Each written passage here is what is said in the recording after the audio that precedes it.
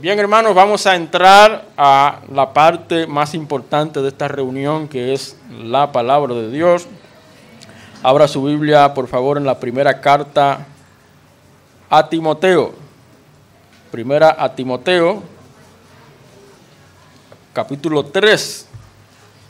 Como ya adelanté, hoy vamos a hablar sobre un tema que nos va a ayudar como iglesia, sobre todo, a tener una referencia, un marco, un patrón sobre cómo tomar en cuenta aquellos que sirven, aquellos que han de asumir responsabilidades. Aunque para usted hacer algo en la iglesia, usted no tiene que esperar que le asignen un cargo o una función. Porque en Cristo todos somos siervos, servidores. Amén.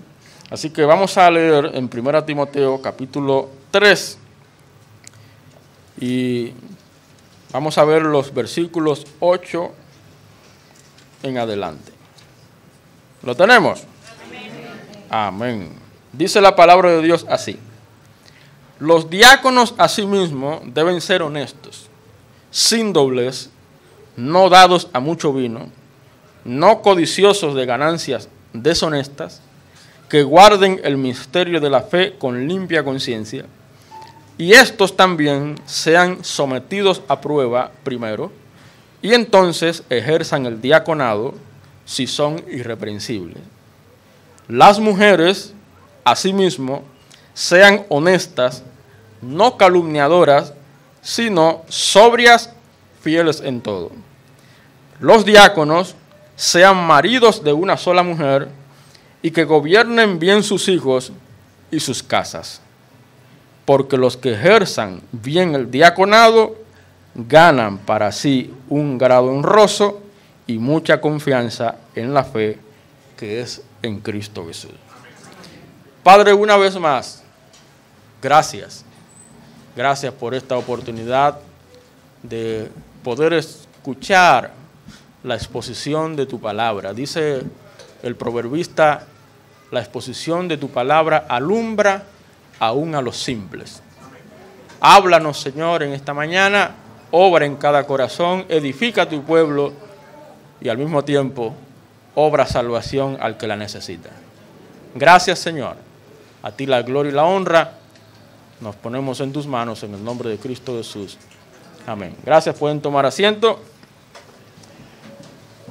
Hemos querido hacer este paréntesis. Recuerden que estamos desarrollando una serie sobre el libro de Lamentaciones, pero entendemos que es oportuno, que es necesario que hagamos esta parada y reflexionemos como iglesia sobre las decisiones que hemos de tomar.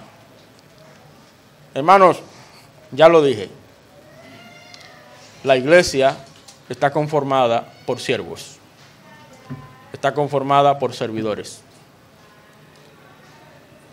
Dios quiere que le sirvamos. Él quiere que seamos instrumentos en sus manos, que seamos personas útiles, personas productivas, que demos fruto. La vida cristiana no es una vida cristiana seca, improductiva, sin fruto. No. La vida cristiana se caracteriza por gente que da frutos en todo el sentido de la palabra. Frutos en su vida personal, fruto en su vida íntima, privada, secreta, frutos en su vida pública, en sus relaciones, en su familia, en su trabajo, frutos en las cosas de Dios, en la iglesia, en la obra de Dios, en el reino de Dios. El cristiano tiene que ser una persona productiva. Una persona que manifieste lo que cree, la fe, el evangelio, la palabra de Dios, a Cristo. Entonces, hago eso de entrada, porque a veces se piensa que usted tiene que esperar que le asignen una función para usted servir. No. Una iglesia pequeña, en una iglesia pequeña, había un hermano que llegaba tempranito todos los domingos. Temprano. Más temprano que todos. Y ese hermano, cuando llegaba, ordenaba las sillas, limpiaba una mesa si estaba sucia, si algo estaba mal colocado, lo colocaba bien. Y eso lo hacía fielmente, todo el tiempo. Hasta que alguien se le acercó y le dijo: ¿por qué haces eso si tú no tienes un cargo en la iglesia? ¿Por qué lo haces con tanto esmero, con tanto empeño, si tú no tienes una función? Y el hermano respondió: porque lo que hago,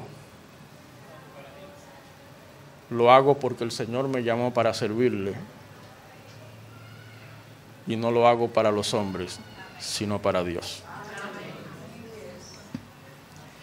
Porque, hermanos, el servicio no empieza en el escenario.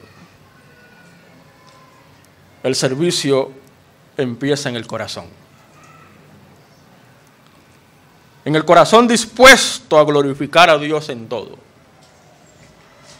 ¿Se da cuenta? En la iglesia del primer siglo, nos referimos a la iglesia de Éfeso, donde Timoteo servía como ministro. Lo que estamos leyendo aquí es una carta dirigida por el apóstol a su hijo Timoteo, su hijo en la fe, a su discípulo, a su alumno. Y obviamente Timoteo veía a Pablo como un mentor, como un maestro. Le soy sincero, mucho de lo que sé, de lo que he aprendido y de lo que hago, lo aprendí de mi maestro, el pastor Andrés, y de otros pastores que para mí son una referencia. Pero la palabra de Dios, y gloria a Dios por eso, nos deja claras instrucciones. No instrucciones generales, sino instrucciones específicas, sobre todo aquellos que servimos en la obra del ministerio. No hay que inventar nada. Ya todo lo que el Señor quiere que se haga en su iglesia y a través de su iglesia está aquí establecido. Es verdad que la iglesia tiene estatutos, tiene una constitución, porque somos una institución, ¿verdad?, social. Ante la sociedad somos una organización no gubernamental, una ONG, y como toda organización debe estar organizada, ¿verdad?, y correctamente registrada y cumplir con sus compromisos frente al Estado. Por eso todos los años nosotros como iglesia rendimos un informe anual a impuestos internos, porque si no nos creará problemas, ¿verdad? tenemos que manejarnos con plena transparencia y, como dice la palabra de Dios, hacerlo todo decentemente y en orden, sobre todas las cosas. Entonces Pablo escribe a Timoteo precisamente para que él sepa cómo manejar las cosas de la iglesia. Timoteo tenía que lidiar con muchas cosas. Hermanos, la obra de Dios es muy compleja. Por eso, el concepto que muchas veces se tiene, que el pastor tiene que hacerlo todo, es un concepto errado, equivocado. No, la obra de Dios es grande. La obra de Dios es vasta. Y la obra de Dios requiere de un cuerpo, un organismo, donde hay muchos miembros, como explica Pablo, y cada miembro cumple una función. Y hago la pregunta, ¿cuál es tu función? ¿Cuál es tu función? ¿Estás esperando que se te asigne un cargo en la iglesia, una función para comenzar a servir? ¿Para comenzar a hacer algo? Si es así, entonces tu servicio depende del escenario y no del corazón. Hermanos, Pablo le escribe recordándole que quienes sirven deben mostrar con su vida un testimonio cristiano. Sabía que antes de ser pastor, lo que soy es cristiano. Y todo lo que hago tengo que hacerlo no porque soy pastor, sino porque soy cristiano. Claro, las funciones oficiales de la iglesia nos exigen una mayor responsabilidad, no cabe duda. Pero lo que hacemos para Dios no depende de un cargo, no depende de una función, depende de lo que somos, cristianos. Pablo le escribe a Timoteo en medio de una sociedad, una cultura donde los títulos se usaban para buscar poder o prestigio. Y es lo que vemos hoy día. Hay un desenfreno total por buscar posición. No, la obra de Dios no funciona así. Pablo redefine ese concepto. Pablo enseña que el liderazgo cristiano se demuestra sirviendo, pero sirviendo con humildad y con una fe coherente. Y no es casual, porque el mismo Señor Jesucristo declaró lo siguiente, Mateo 20, mas entre vosotros no será así. No será como la sociedad mira las funciones. No. Entre ustedes no será así. Que el que quiera hacerse grande entre vosotros será vuestro servidor. Y el que quiera ser el primero entre vosotros será vuestro siervo. Como el Hijo del Hombre no vino para ser servido, sino para servir y dar su vida en rescate por muchos. Pablo utiliza una palabra que a veces nosotros la tergiversamos, la desvirtuamos. Pero es una palabra que se usa mucho en la iglesia de hoy, como la iglesia del primer siglo. La palabra diácono. A veces se cree que el diácono solamente son esos 2 o 3, o como en otras iglesias, hasta 10. Hay iglesias que tienen hasta 10 diáconos. Todo dependiendo de la cantidad de miembros. Por ejemplo, nosotros, en la Constitución, eso no es palabra de Dios, Los estatutos no son palabra de Dios, pero es una referencia. Por cada 25 miembros, un diácono. ¿Cuántos diáconos tenemos nosotros? Tenemos 3. ¿Por qué?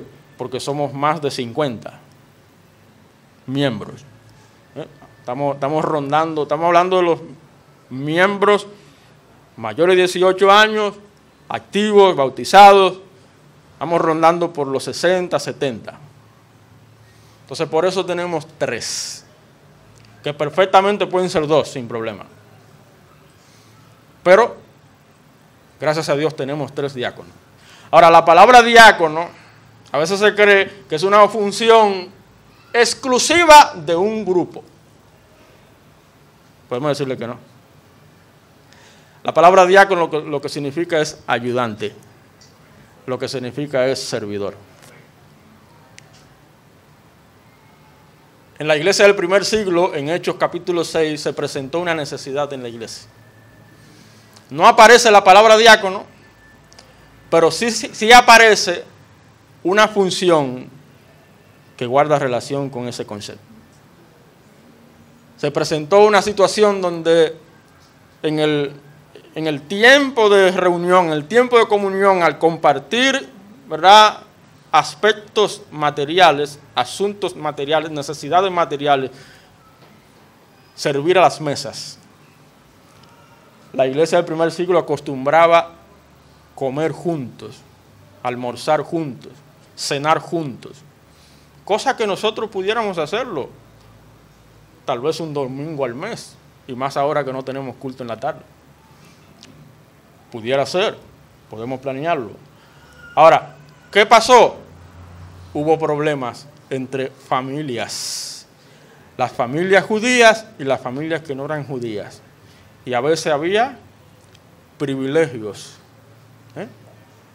y eso no puede ser.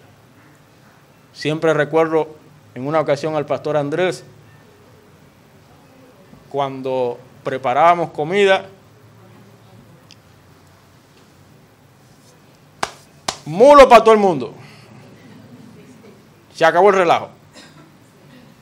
No, que a mí me echaron un mulo, a mí me echaron una pata. No, se acabó el relajo. Mulo para todo el mundo. Ahora, ¿qué sucedió? Los apóstoles, los pastores, los ancianos, no podían perder el tiempo resolviendo esas cosas, esas necesidades materiales. ¿Y qué se decidió? Vamos a escoger varones fieles, de buen testimonio, que hayan dado evidencia de su compromiso hacia las cosas del Señor. Y se entiende que ahí es que nace el diaconado. Personas tomadas en cuenta para ayudar a los pastores, a los ancianos, a la iglesia.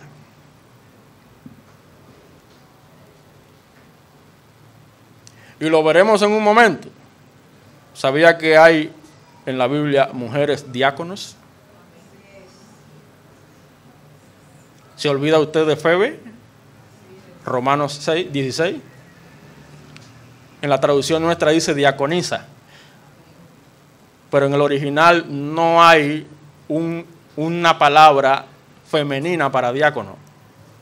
En el original se refiere a Febe como diácono. Una mujer diácono. Lo explicaremos en un momento. Pero lo adelanto para que dejemos claramente establecido que los que sirven a la iglesia no son solamente los hombres. También son las mujeres. Todos estamos llamados a servir.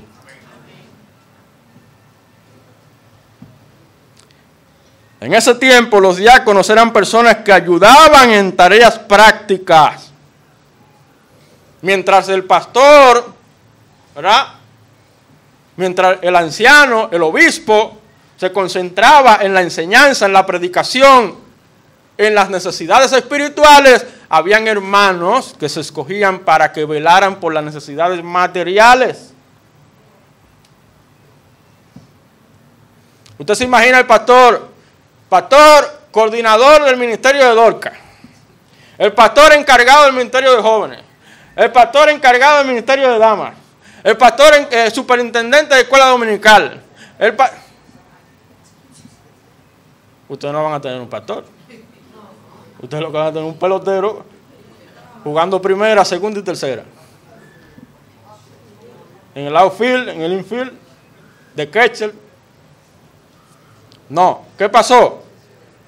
Para que el pastor, los apóstoles, se dediquen al ministerio de la palabra y la oración. Se concentren en lo principal. Eso no significa que el pastor no vele por cosas materiales. De hecho, la palabra obispo significa supervisor.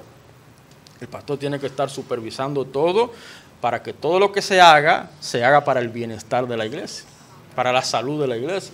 Claro que sí. Ahora, qué bueno, hermano, que aquí, en el texto que leímos, encontramos una lista clara de cualidades.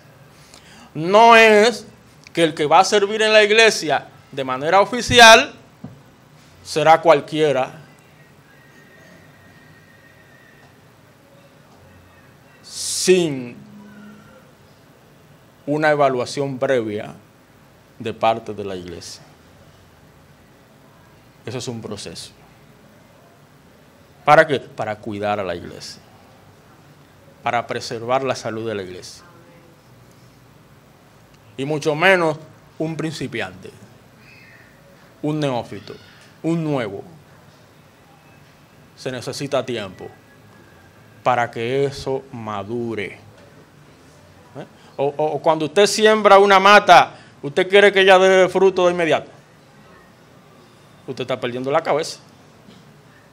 No, usted espera que esa plantita, ¿verdad?, crezca, eche ramas, eche flores, y entonces dé fruto. Entonces lo mismo pasa en la iglesia del Señor. A la gente hay que darle tiempo. Ahora, un hermano que ya tiene tiempo, que ha dado testimonio, que ha dado fe de su compromiso en las cosas del Señor, que ha dado evidencia de un interés y de un servicio fiel, hay que tomarlo en cuenta. Por eso, hermano, yo he titulado este mensaje, honrando el llamado a servir.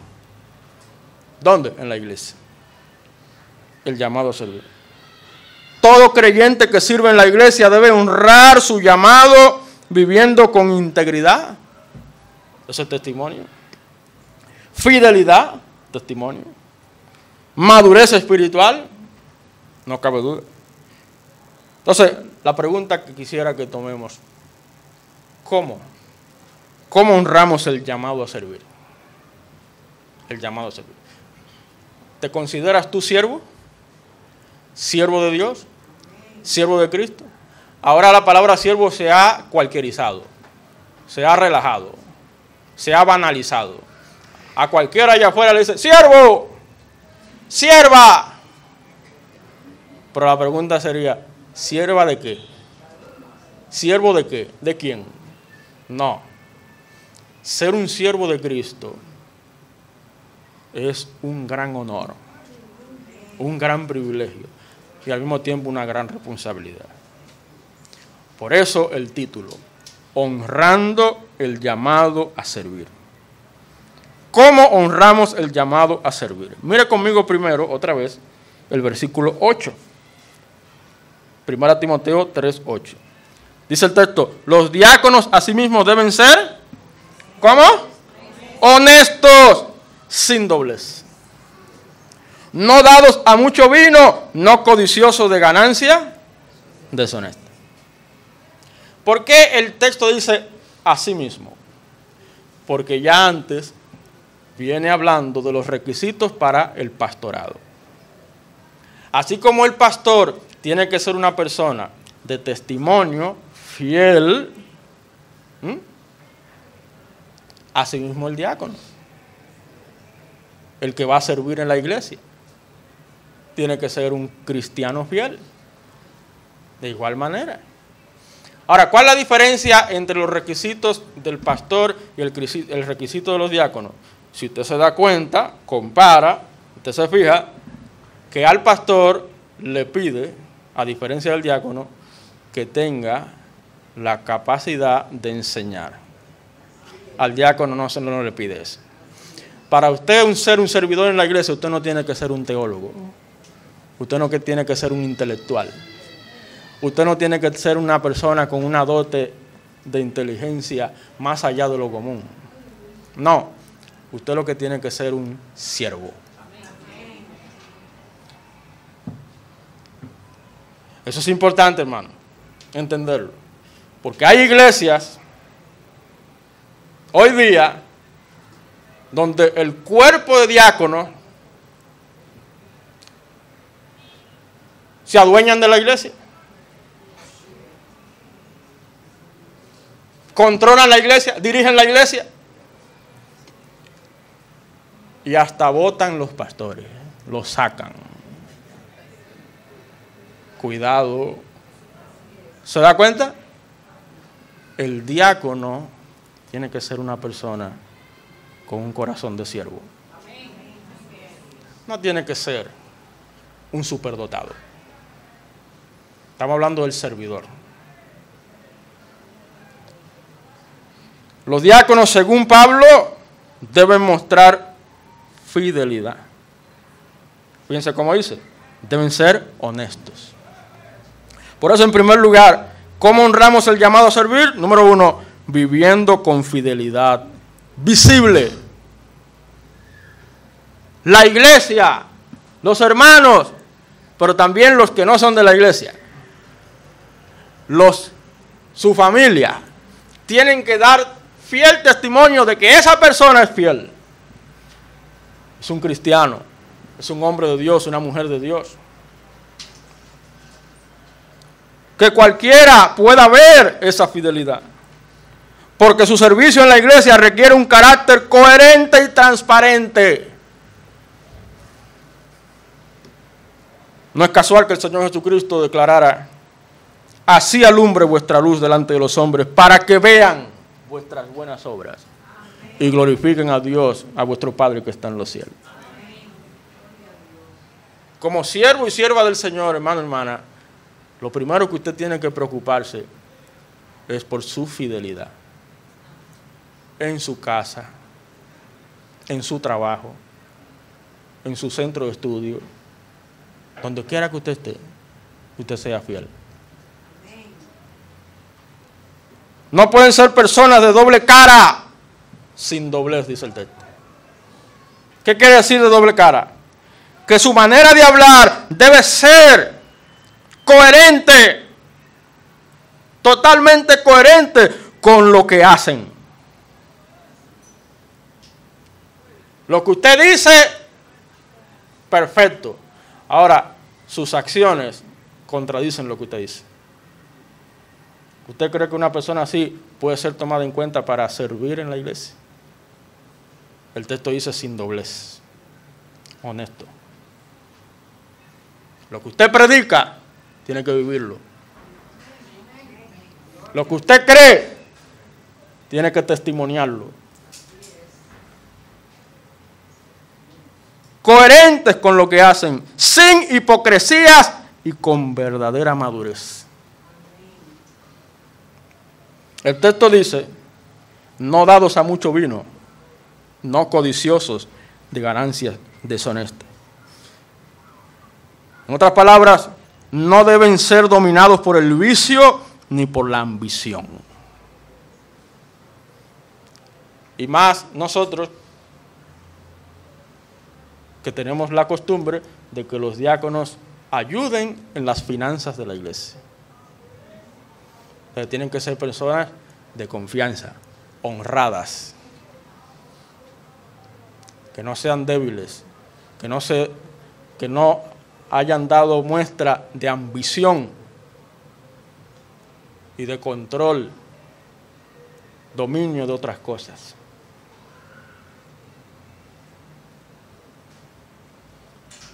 Ya que estas actitudes eran muy comunes en la sociedad de entonces y hoy. No vemos mucho viciosos y ambiciosos. Cuidado, hermano, cuidemos la iglesia de eso. Porque eso puede dañar la reputación de la iglesia. El nombre y la imagen de la iglesia puede verse afectada. Como los diáconos manejaban recursos y ayudaban en situaciones delicadas, ya cité Hechos 6, ellos se encargaban de repartir las cosas materiales. Entonces tienen que ser personas confiables. Pablo, ¿qué hace? Pide que vivan de una forma digna, que refleje su llamado y cuide el testimonio del Evangelio. Por eso Pablo, en 2 Corintios 8, él declaró lo siguiente: procurando hacer las cosas honradamente, no solo delante del Señor, sino también delante de los hombres. ¿Sabe por qué Pablo dijo eso? Porque él pidió una ofrenda para Jerusalén, la iglesia de Jerusalén, que estaba pasando necesidad. Entonces Pablo estaba recibiendo la ofrenda, la colecta. Entonces Pablo deja claramente establecido: señores, yo soy transparente, estoy siendo transparente, con honestidad, no delante de ustedes, sino delante de Dios. Por eso, para curarnos en salud, ¿sabe qué hace el pastor? Al margen de las finanzas de la iglesia. El pastor no tiene que ver con eso. A menos que hayan decisiones trascendentes, ¿verdad?, de envergadura, donde uno tenga que dar su opinión. Por la gracia de Dios, aquí tenemos hombres y mujeres honestos que ayudan en esa área. Y ustedes saben, y lo he mencionado, el hermano Ismael, que estudió, se graduó de administración de empresas, él está poniendo su conocimiento al servicio de la iglesia. Y la iglesia, por la gracia de Dios, ha ido organizándose en cuanto a las finanzas, como debe ser.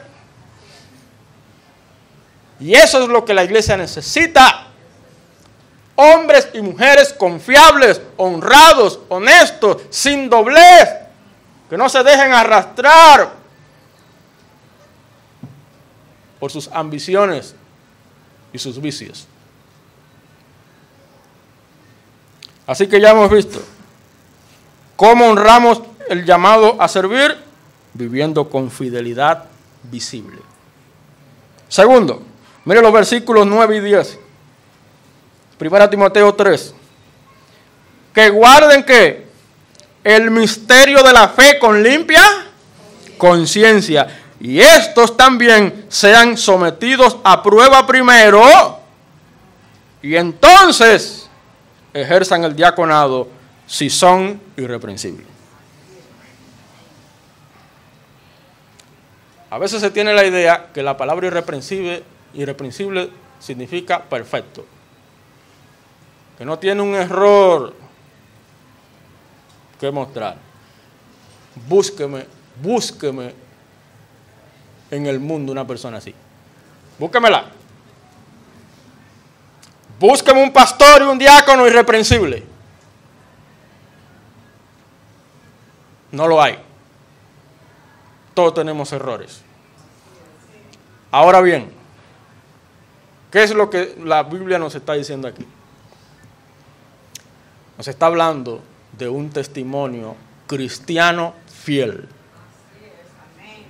Un testimonio cristiano coherente. Después de Cristo, dice la Biblia, de modo que si alguno está en Cristo, nueva criatura es. Las cosas viejas pasaron, he aquí todas son hechas nuevas. Sí, tenemos errores, pero después que usted entregó su vida a Cristo, su vida tiene que ser una vida coherente a esa decisión que usted toma. Puede que haya fallado, cometido alguna falta, algún error, pero ¿cuáles han sido tus pasos? el apóstol Juan dijo: hijitos míos, estas cosas os escribo para que no pequen. Pero si alguno peca, abogado tenemos para con el Padre, a Jesucristo el justo.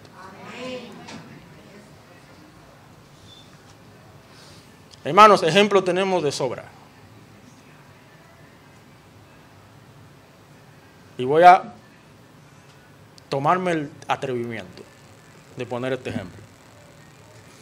El pastor Andrés Ogando. Antes de Cristo, él tuvo su vida. Ustedes la conocen.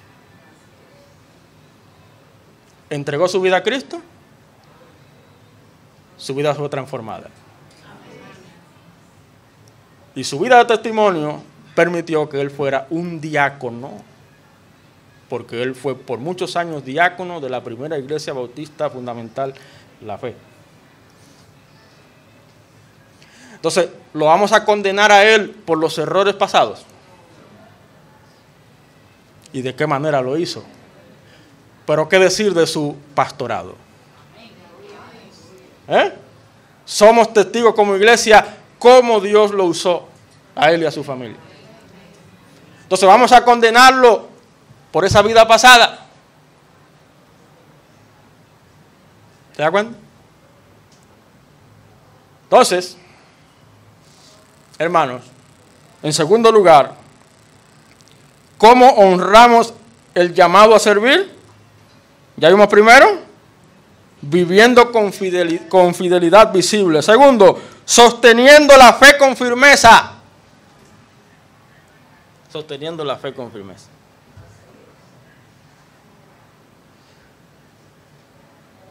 La fe quiere decir lo que creemos, el Evangelio, la palabra de Dios, a Cristo. Pablo enseña que quienes sirven en la iglesia deben aferrarse firmemente a la verdad del Evangelio y hacerlo con una conciencia limpia. En otras palabras, el que va a servir en la iglesia tiene que dar evidencia de su convicción, de lo que cree. No podemos escoger a alguien donde la doctrina esté floja. Por eso yo animo a toda la iglesia a que se prepare, a que se capacite. A los jóvenes les digo, vayan al seminario, capacítense, prepárense, porque eso se necesita. Hacen falta hombres y mujeres preparados para servir con excelencia al Señor.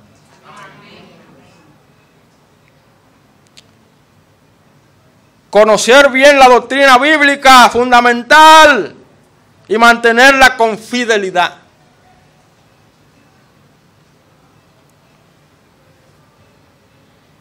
Ahora, el servir en la iglesia no es teoría, no es cuestión de teoría. Tiene que tener un fundamento, una base doctrinal, pero servir en la iglesia no es el que más sabe. No. Para usted servir en la iglesia, usted no tiene que ser un predicador. Usted no tiene que ser un maestro. Usted no tiene que ser un teólogo. Ahora, para pastorear la iglesia, la Biblia sí dice que el pastor tiene que ser un maestro. Apto para enseñar, dice el texto. Entonces, no es cuestión de teoría, sino de una fe que se demuestra en la vida diaria. Por eso se pide que el diácono sea evaluado antes de ser presentado públicamente, mostrando que tiene madurez y coherencia.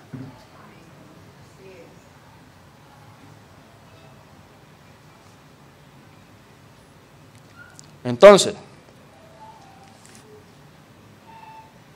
esa evaluación previa deja claro que el servicio oficial en la iglesia no es un lugar para nuevos en la fe.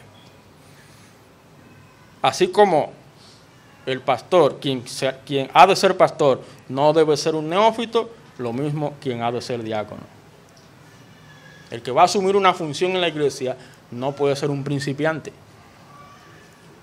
Tiene que ser una persona que haya pasado la prueba. ¿De qué? De testimonio fiel, de compromiso hacia las cosas del Señor, de madurez espiritual.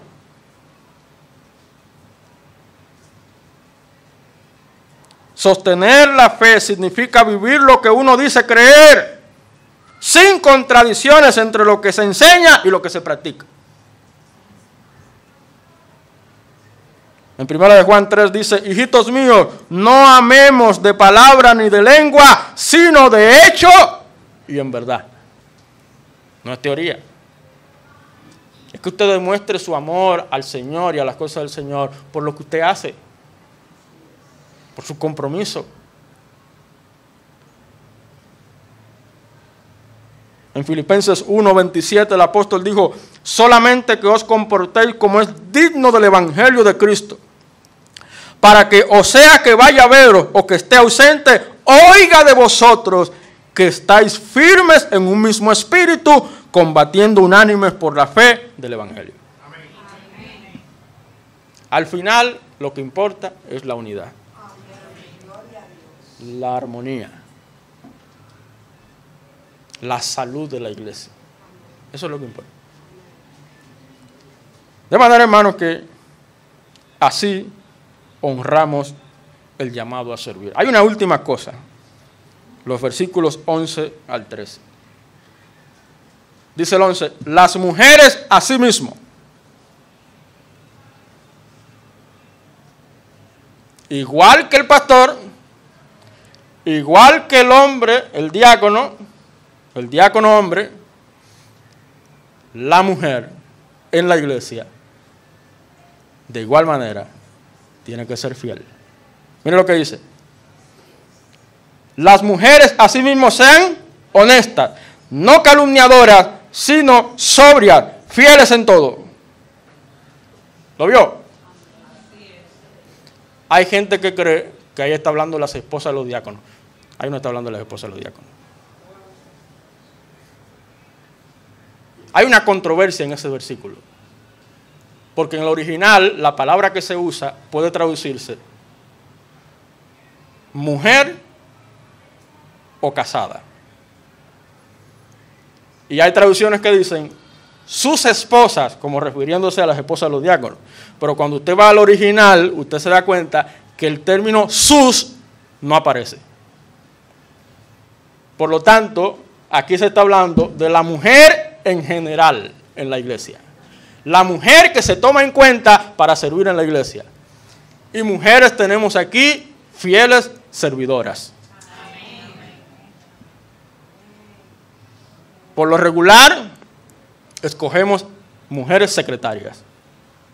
Creo que nunca hemos escogido un hombre secretario, que puede ser perfectamente. Por lo regular, escogemos mujeres tesoreras. Esos son servidoras. Esos son diáconos mujeres, que asumen una función oficial en la iglesia. Para que usted se dé cuenta, hermanos, que a veces nosotros tenemos ideas y conceptos leyendo la Biblia por arriba y comenzamos a condenar a varones, hermanos, que pueden asumir el rol de diáconos porque tal vez en su casa, su mujer, los hijos, qué sé yo, tienen ciertas actitudes y defectos.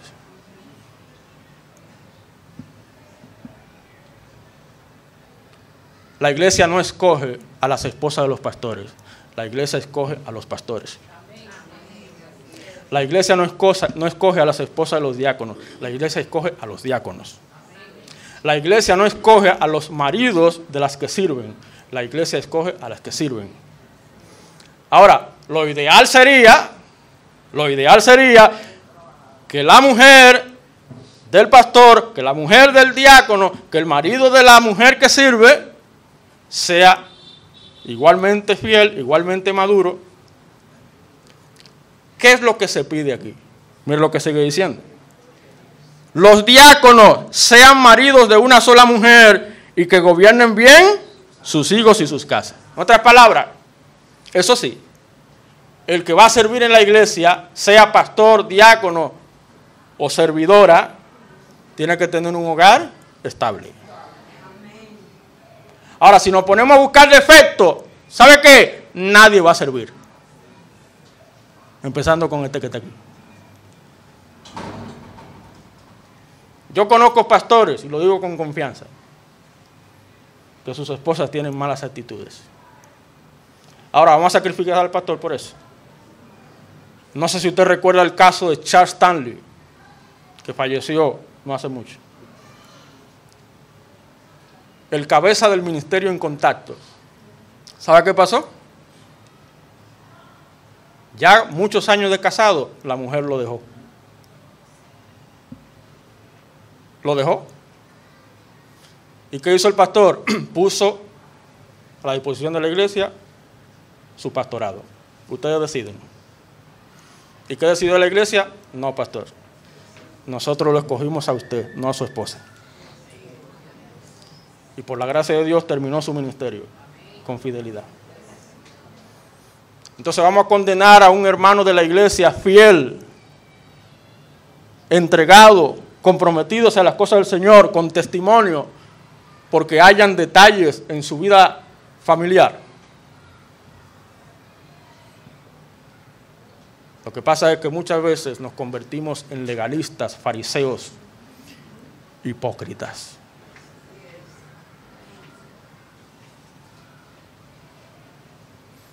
Dice el 13, porque los que ejerzan bien el diaconado, si usted tiene la oportunidad de servir, ¿verdad?, en la iglesia, aproveche esa oportunidad.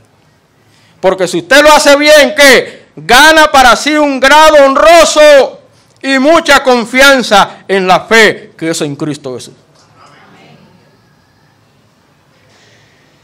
Pablo deja claro que estos requisitos aplican tanto a hombres como a mujeres que sirven en la iglesia. Y que lo esencial es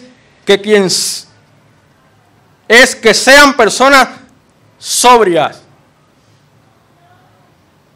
con la mente bien puesta, confiables y que no anden difundiendo chismes. Porque ustedes saben que el pastor se reúne mensual con los diáconos, se reúne con los servidores y trata asuntos internos. Entonces, se ve muy feo que el diácono termina la reunión y va a su casa a contarle todo a la mujer. Que la hermana que está ayudando en la iglesia, como secretaria, como tesorera, en cualquier ministerio, lo que se trate internamente, lo saque afuera. Eso se llama chisme. Eso se llama murmuración. Usted lo que está dañando la salud de la iglesia. ¿Se da cuenta la envergadura?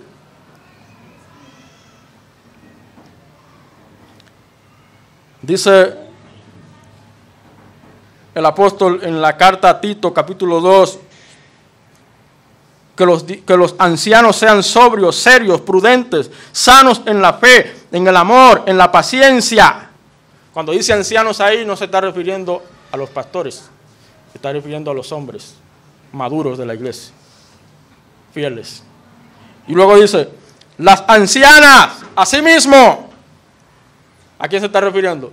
A las hermanas maduras de la iglesia, fieles, que sean reverentes en su porte, no calumniadoras, no esclavas del vino, maestras del bien, que enseñen a las mujeres jóvenes a amar a sus maridos y a sus hijos, a ser prudentes, castas, cuidadosas de su casa, buenas, sujetas a sus maridos, para que la palabra de Dios no sea blasfemada. En otras palabras, si usted va a servir en la iglesia y es casado o casada, usted tiene que tener un hogar estable. un matrimonio estable.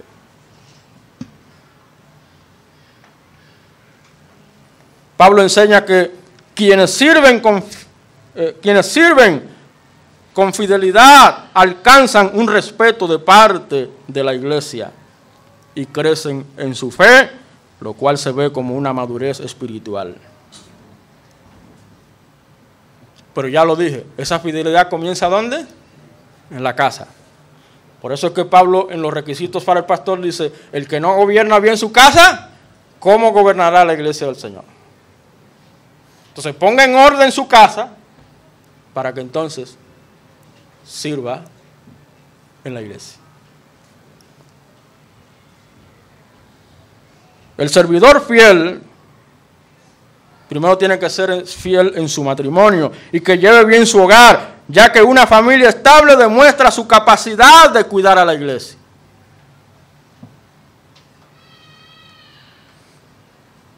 Entonces, la oración nuestra tiene que ser que todos los hogares de la iglesia estén estables. Y si hay hogares incompletos, que el Señor lo complete. Pastor, pero mis hijos ya son adultos. Sí.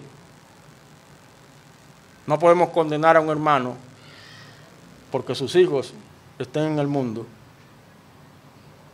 para servir en la iglesia. Yo conozco pastores que están sirviendo fielmente en la iglesia mientras sus hijos no están en la iglesia. Eso puede pasar. Estoy hablando de hijos adultos. Ahora, tus hijos están pequeños. Mientras tú tengas oportunidad, haz todo para que estén en las cosas del Señor. Ahora, son adultos. Se apartaron, se fueron al mundo. Tú no eres responsable de eso. Tú hiciste tu parte. Entonces no podemos condenar a un hermano porque sus hijos vayan al mundo para servir en la iglesia del Señor. El servicio maduro nace de un hogar estable y combina buen testimonio, responsabilidad en la familia. El tiempo se nos ha ido. Ya hemos visto, hermano. ¿Cómo honramos el llamado a servir? Viviendo con fidelidad visible, sosteniendo la fe con firmeza y por último, sirviendo con madurez desde el hogar, desde la familia. Voy a cerrar con algunas aplicaciones. Hermanos, si tú dices que eres cristiano, creyente en Cristo, ya claramente hemos visto que honramos nuestro llamado a servir cuando vivimos con un testimonio coherente. Tu vida tiene que ser coherente con lo que tú dices creer. Sin doblez, dejando que nuestras acciones confirmen la fe que proclamamos. Tus hijos no deben ver en ti una doble cara. Te comportas de una manera en la iglesia, pero en la casa de otra manera. No. Y mucho menos tu esposa o tu marido. Por eso yo le he dicho a los padres, papás aquí que tenemos nuestros hijos en el ministerio de alabanza, no permita que su hijo se pare aquí al frente a alabar a Dios si usted sabe que en la casa no anda bien, si usted sabe que fuera tiene mal testimonio, porque eso se llama hipocresía. Tenemos que cuidar la iglesia de eso. Honramos cuando cuidamos nuestro hogar, nuestras palabras y nuestras decisiones.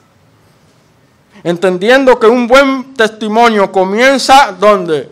En lo privado, en lo personal, antes de mostrarse en público.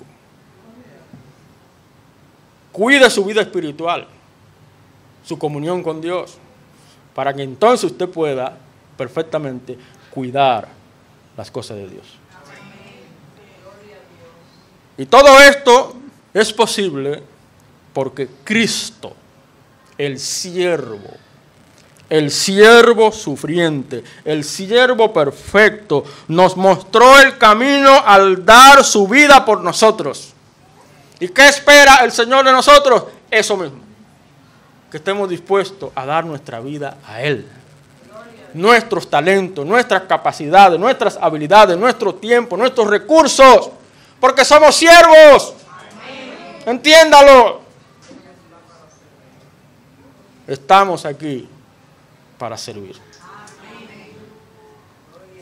Él nos capacita con su gracia para servir como Él sirvió. Vamos a orar. Ojos cerrados, por favor. Oremos al Señor. Padre Dios Todopoderoso, la gloria, la honra y el honor te damos, porque tu palabra, Señor, ha sido expuesta, ha sido explicada, y has dejado una exhortación clara a la iglesia de Cristo. Nos llamas a todos a honrar el llamado a servir. Perdónanos, Señor, las veces que nos hemos comportado no como siervos, sino como señores. Las tantas veces que hemos descuidado nuestro compromiso hacia las cosas del Señor. Perdónanos, Señor. Queremos ser usados por ti, Señor. Tú dijiste, rogad al Señor de la mies que envíe obreros a su mies. La mies es mucha y los obreros son pocos. Queremos ser parte de esos obreros. Hombres y mujeres dispuestos a servir. Aún en lo más insignificante, en lo más sencillo, en lo menos visible,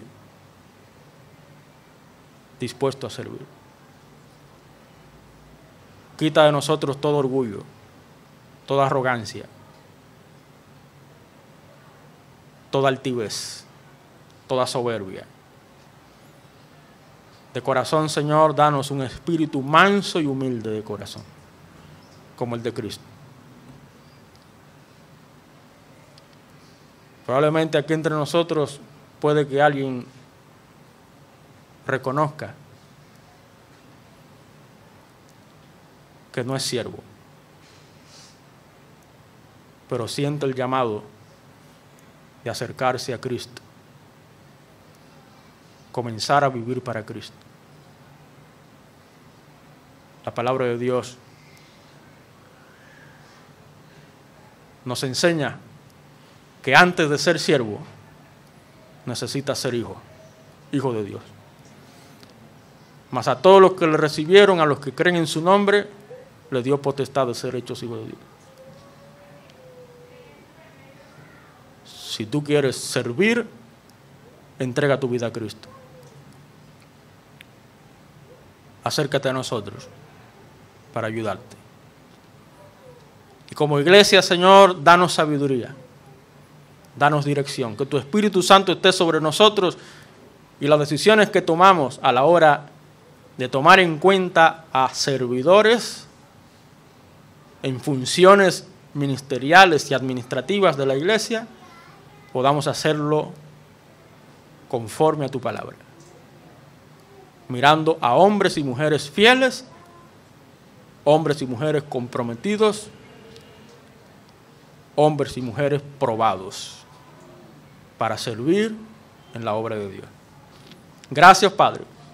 A ti la gloria y la honra. Guíanos en el nombre de Cristo Jesús. Todos decimos amén. Amén.